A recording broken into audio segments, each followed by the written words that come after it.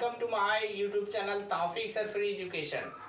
आप सभी के लिए मैं मेहनत कर रहा हूं लगातार त्रिकोणमिति, जो कि सबसे इम्पोर्टेंट चैप्टर है हाई स्कूल के लिए और सबसे टफ चैप्टर है।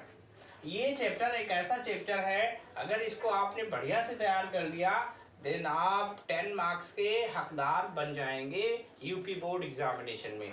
तो प्यारे बच्चों, इस वीडियो को पूरा देखिए। आपसे निवेदन है, बार बार इसे लाइक कीजिए, शेयर कीजिए, अपने दोस्तों तक भेजिए और मुझे कमेंट भी कीजिए कि क्या बात आपको अच्छी लगी और क्या बात आपके नहीं समझ में आई।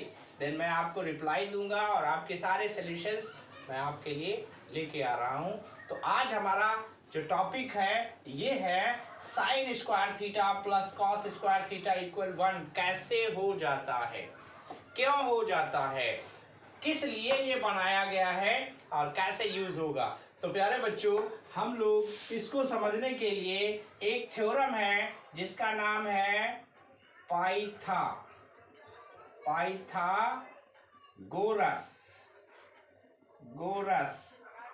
प्रमेय।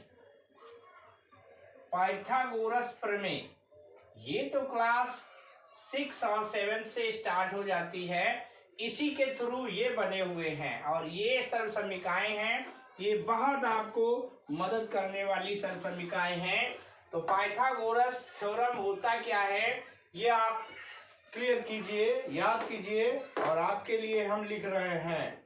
हम आपके लिए लिख रहे हैं क्या होता है पाइथागोरस प्रमेय, और इसी के थ्रू हम आपको दिखाएंगे कि ये sine square theta plus cos square theta बराबर 1 क्यों हो जाता है। तो लेट अस स्टार्ट। देखिए पाइथागोरस थ्योरम क्या होती है, ये होती है लंब का स्क्वायर प्लस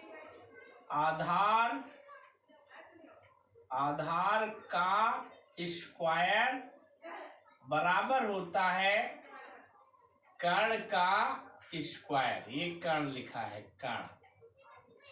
तो प्यारे बच्चों, ये मैंने थोड़ा सा आपको रिप्लेस करके लिखा है। रियलिटी में तो लिखा ये जाता है कर्ण का स्क्वायर लेफ्ट हैंड पे होता है और ये दोनों राइट हैंड पे होते हैं। बट अगर इक्वल बीच में लगा हुआ है तो इसको हम इधर और इसको इधर कर सकते हैं। आप लोग हाई स्कूल में हैं, इतना तो आसानी से समझ सकते हैं। तो इस थ्योरम के अनुसार ये बनाया गया है। कैसे बनाया गया है, अब हम क्या करने जा रहे हैं। देखिए इसमें 3 भुजाएं हैं, एक है लंब और एक है आधार और एक है कर्ण, जो कि हमारे त्रिकोणमिति में भी यही 3 भुजाएं सबसे इंपॉर्टेंट हैं। आप पहला वीडियो देखेंगे मेरा, तब भी मैंने ये समझाया है लंब क्या होता है, आधार क्या होता है, कर्ण क्या होता है। आपको इससे बहुत कुछ परिचित कराया है मैंने। अब इसका हम यूज समझा रहे हैं कैसे।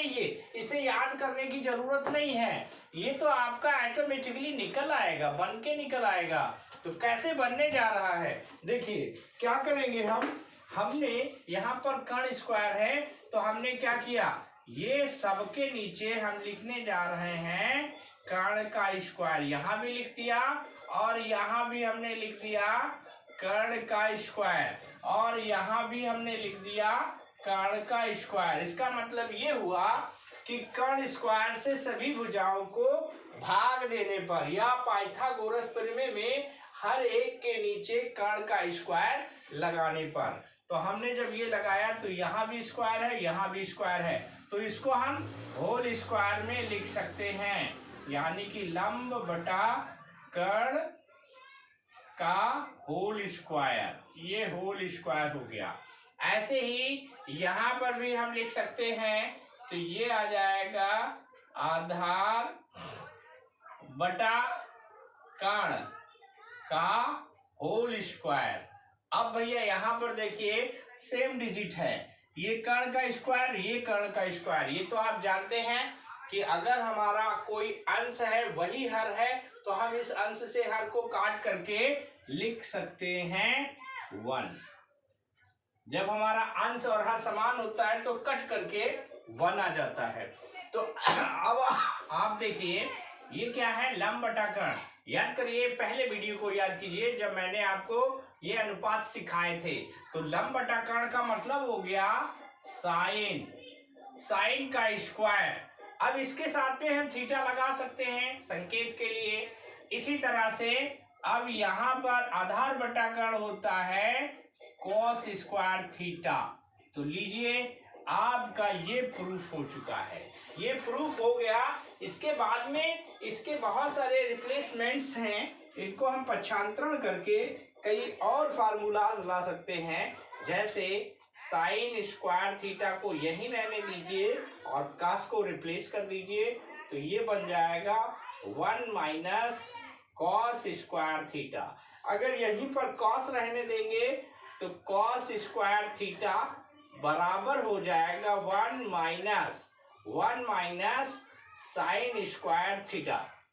ऐसा भी हो जाएगा आपके लिए, अगर हम इस स्क्वायर को हटा दें तो क्या होगा देखिएगा। अगर हम स्क्वायर को हटाएंगे तो इस पर रूट लग जाएगा, यानी कि 1 माइनस कॉस स्क्वायर थीटा भी हो जाएगा।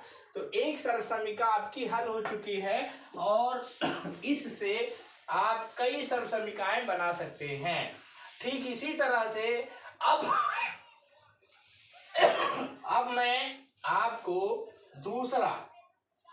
दूसरा सिद्ध करके दिखाऊंगा। जो दूसरी हमारी परिमेय है उसे कैसे सिद्ध करेंगे। तो इसके लिए आप वीडियो को स्किप मत करिएगा, स्टॉप करिएगा और रिवाइज कर लीजिएगा, लिख लीजिएगा। अब हम क्या करेंगे, इस कर्ण को मिटा देंगे, कर्ण को मिटा देंगे। तो कर्ण को जब हमने मिटा दिया तो अब क्या होगा, गौर कीजिए। अब हम कर्ण नहीं लिख रहे हैं, इसके नीचे सबके नीचे मैंने कर्ण लिखा था, लेकिन अब हम क्या लिखने जा रहे हैं, देखिए गौर से। ये हम लिखने जा रहे हैं यहाँ पर लंब का स्क्वायर।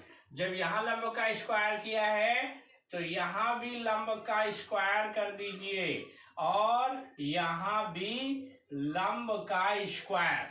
अब देखिए तीनों भुजाओं के नीचे मैंने पाइथागोरस प्रमेय का यूज करके एक बार सबके नीचे कर्ण स्क्वायर लिया है, एक बार मैंने लंब लिया है, अब एक बार आधार लेकर आपको बनाना है। बस ये दूसरा मैं आपको समझा रहा हूं, इसको गौर से देखिए क्या करने जा रहा हूं। देखिए लंब और लंब सेम है, इसका मतलब क्या हुआ, इसका मतलब ये हुआ कि ये कट जाएगा और हमें 1 मिलेगा, उसके बाद ये आ जाएगा। तो यहाँ पर होल, टोटल होल करेंगे तो टोटल होल स्क्वायर का मतलब ये हो जाएगा आधार बटे लंब। अब याद करिए आधार बटे लंब क्या होता है, कॉट होता है, कॉट। लंब बटा आधार 10 होता है, 10 का उसका उल्टा कॉट हो जाएगा। तो tan स्क्वायर थीटा बराबर, अब यहाँ पर कर्ण बटे लंब है। याद करिए लंब बटा कर्ण जो होता है साइन होता है, तो कर्ण बटा लंब जो हो जाएगा कॉसेस हो जाएगा, कॉसेस स्क्वायर थीटा। ये आपकी एक नई सर्वसमीका बन गई। अब इसको हम ऐसे भी लिख सकते हैं, अगर हम 1 रिप्लेस कर दे उधर तो ये हो जाएगा, क्या हो जाएगा, कॉट स्क्वायर थीटा बराबर कॉसेस स्क्वायर थीटा, और ये 1 उधर चला गया तो ये माइनस में आ जाएगा। अगर हम ऐसे ना करना चाहें, सपोज दैट हम इसको इधर लाए, इसको उधर ले जाएं, तो एक और नई सर्वसमीका बन जाएगी, क्या होगी, cot square theta minus cosec square theta equal हो जाएगा। देखिए ये इधर आया है और वो उधर गया है, इट मीन्स माइनस का हो जाएगा। ये देखिए माइनस का 1, cot square minus cosec square equal -1। यहाँ फिर से ध्यान से देखते हैं क्योंकि आपको अगला बनाना है, तो इसको ध्यान से देखिए। लंब स्क्वायर बटा लंब स्क्वायर कट कर आ गया 1, ये हो गया प्लस, और आधार बटा लंब का मान होता है कॉट। यहाँ स्क्वायर लगा है होल स्क्वायर, तो ये आ गया। अब यहाँ पर कर्ण बटा लंब है, लंब बटा कर्ण साइन होता है, साइन का रिप्लेसमेंट यहाँ रिवर्सिबल कॉसेस हो गया। तो अब एक बार मैंने इसको यहीं पर छोड़ दिया, इस 1 को उधर भेज दिया, एक बार मैंने क्या किया, कॉसेस को इधर अंदर लाए और 1 को, तो ये प्लस का था उधर गया माइनस, और ये प्लस का था इधर आया माइनस, तो ये आपका बनके तैयार हो गया। तो प्यारे बच्चों, अगर दोनों को आपने समझ लिया है तो तीसरा सेक और कॉट, सेक ये कॉट और कोसेस का बना है। अब एक बनेगा सेक और टेन का, तो सेक और टेन का बनाइए और मुझे कमेंट कीजिए अगर आपको समझ में आया है। तो प्यारे बच्चों, इस वीडियो को लाइक कीजिए, शेयर कीजिए और मैं आपसे मिलता हूँ अगले वीडियो में। तब तक के लिए गुड बाय।